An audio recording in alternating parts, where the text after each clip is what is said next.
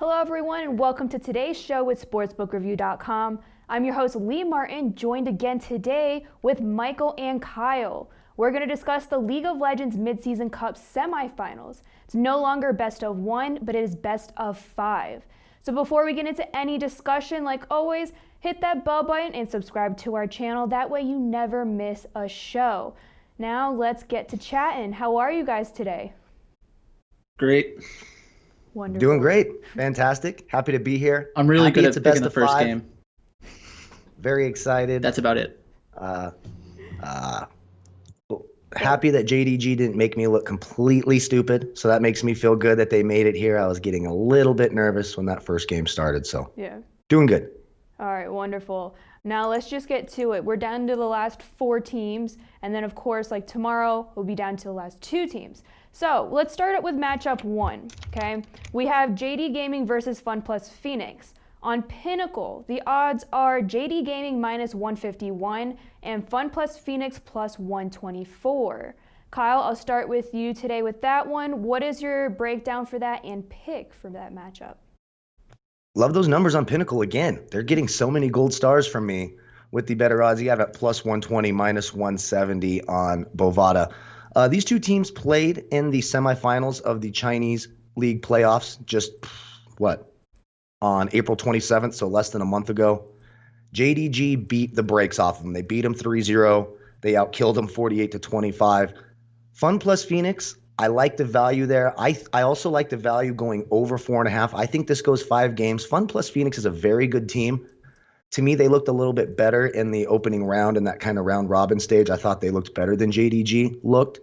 And I think there's a little bit of a revenge factor here. I think they want to come back, prove themselves. They're certainly not going to go out and get embarrassed again. So I think Fun Plus Phoenix, I like the value. I could see them winning. I also like the plus 1.5 because even if they lose, I see them losing 3-2. So I think plus 1.5 is a nice bet, and you're getting decent value there at minus 175 and over 5 games, plus 165. Yeah, I'm in on that. I like Fun Plus Phoenix in the revenge side of this. Great. Michael, do you want to piggyback on that? What is your take on JD Gaming versus Fun Plus Phoenix? Yeah, so I was on Fun Plus Phoenix the first time they played against each other in the semifinals. My whole thing was I didn't really believe JDG could play the same style for like 20 games in a row and not have anybody figure them out. But they did. And I think in the group stage, we kind of see that it's not that teams are figuring them out, but I think JDG's weaknesses are becoming more apparent. So they make some pretty questionable macro decisions, and they've gotten lucky. I mean, it's kind of ridiculous to say that, but I truly think that the number of games that they've won after losing between 2,000 to 5,000 gold, or like after throwing away a lead, no team should win that many games in a row. I was talking about it somewhere else, and I compared it to like turnovers in the NFL. Turnovers are a highly predictive stat in terms of like what team is going to win. Like if you win the turnover differential, you're probably going to win the game. And it's the same thing where season long, it's like, okay, well, this team outperformed their win expectation by 2 wins, and it's due in large part to their turnover differential. That's the kind of thing where there aren't many teams that intentionally have a better turnover differential. A lot of that is just luck. So you'll have teams that are very good who can force the issue, like the Chicago Bears when they had like Peanut, but it's just different in League of Legends. In League of Legends, you really shouldn't be able to do stuff like that. You can't depend on the other team to make mistakes all the time. So I think probably between 5 to 7 of their games in the past 15 games have been the result of like bizarre turnovers. And I mean, I just hope that doesn't keep happening, because I'll look like a crazy person and I'll feel horrible about it. All right. Well, guys, let's move on to our next matchup. We have Top eSports versus GenG. Again, on Pinnacle, Top eSports is minus 153 and GenG is plus 126. Michael, I'm going to start with you this time, your breakdown and pick for that matchup. Yeah, so I want GenG to win. I would love to see a Korean team make it to the finals, because if the whole LPL narrative just works the entire tournament, that's going to be very depressing. Nobody likes it when the stupid narrative just wins. It's just the worst feeling in the world. So I think we have to really be asking ourselves, does GenG have a chance against top esports, and why would they have a chance against top esports? The easiest way for an underdog to win a matchup is by having the better jungler. I think they might have the better jungler, but it's not a big enough talent differential to really make me excited about the match. And GenG's biggest weakness is actually something that top esports is good at, which is the macro decision making. And when I was picking for the LCK finals, I had T1 beating GenG because throughout the season, in these matchups between the best teams in Korea, you would see GenG forced into situations where they have to make a decision to win or lose the game, and they consistently make the wrong decision. And it's kind of a lack of good game understanding, which again will sound crazy to a lot of people that just assume coaches and analysts know what they're talking about because they work for a professional team. But there's a lot of reasons why these guys get the jobs that they have. A lot of them are like ex-players and stuff. But that's the kind of thing I don't think you fix overnight. So unless they get into a spot where they have gigantic leads and can just play the game from like a really easy game script perspective, I think that they're going to have some problems. So hopefully they come out to a 1 or 2 game lead in the beginning of the series, and then you can look for live betting opportunities. Because if GenG is winning, I could see a reverse sweep happening. If top esports gets a lead, I think they just finish.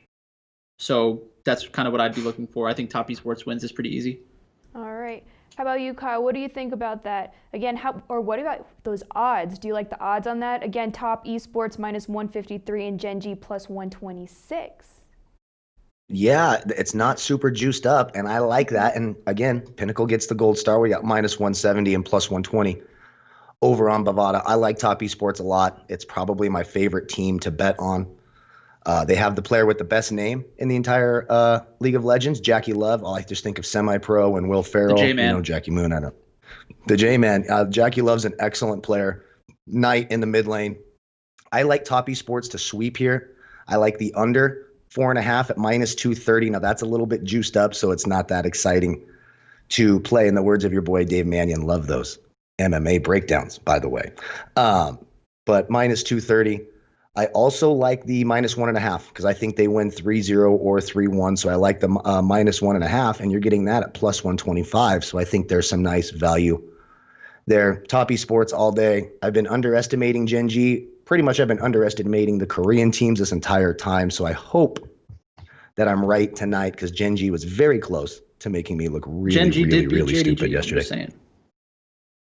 Yeah, I like top esports a lot. I think they win easy as well. I think they're the best team in this tournament. Michael, were you going to say something? No, not really. No. Nothing important. I mean, in terms of the best team left in the tournament, I think that top esports and Fun Plus Phoenix, if I had to bet on, like, if they ran this tournament 5 times from this position or 100 times from this position, I think top esports and Fun Plus Phoenix would have the most tournament wins because their macro game is more consistent and it's easier to translate that from game to game and patch to patch. That's one of the reasons I think JDG is going to have problems in the summer. It's tough projecting what the meta is going to look like in the future, but I would just think that it's not going to be extremely early game where junglers kind of dominate everything for another half of a year because that's just not how League of Legends typically rolls. They always want to have some kind of like fundamental shift in the game right before the World Championship starts. So I think that I'm probably a little overly anti JDG, not because I don't like them, but because I don't like the people who like them. Everybody on the bandwagon needs to suffer. I honestly feel that way. I don't know what's wrong with me and why that's how I pick what teams I like and don't like.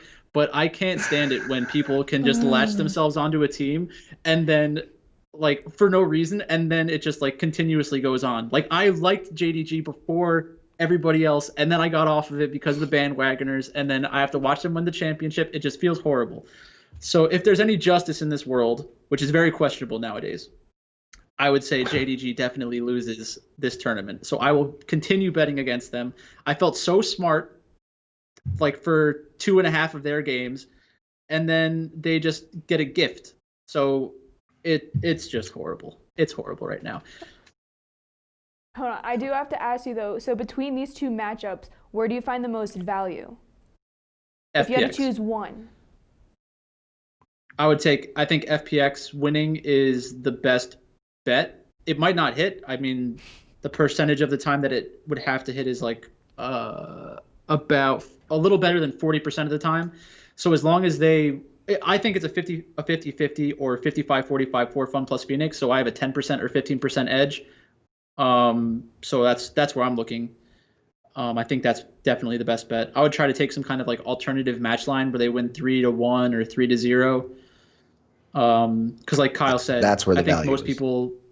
most people want it to go 5 games. But I just think stylistically, Fun plus Phoenix is the kind of team that should beat JDG. In the semifinals, they messed up game 1. They didn't ban an overpowered champion, and it just took over the game.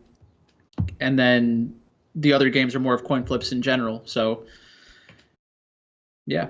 Okay. What about you, Kyle? Do you agree with Michael in that most value in that matchup, or do you pick the other matchup? I actually like the -1.5 games for top esports at plus 125.